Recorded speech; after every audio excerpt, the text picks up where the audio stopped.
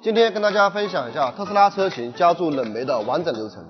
第一步，我们要将车机进入服务模式，不会的看我上一个视频。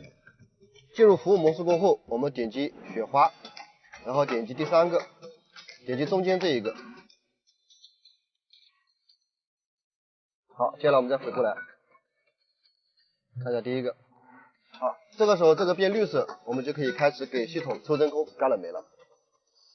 接上真空泵，开始抽真空，这个时候跟油车一模一样。抽完真空，我们开始加注第一瓶冷媒，加完第一瓶冷媒，我们再点雪花，第二个选项，然后让热泵系统试运行。在试运行的时候，这个压缩机就转了，接下来我们可以加注冷媒了。这个系统总共要加4瓶冷媒，现在我们开始加第2瓶。在加注冷媒过程当中，如果试运行弹出来，我们冷媒没有加完，我们可以再次点击试运行，直到我们冷媒全部加完。总结一下，我们特斯拉车型在加注冷媒和抽真空的时候，第一步我们需要打开维修模式，在这个模式下抽真空加第一瓶冷媒。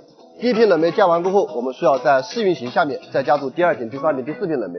需要注意的是，这个车型只能加注1公斤冷媒，不可以多，不可以少，多了少了空调系统都不工作。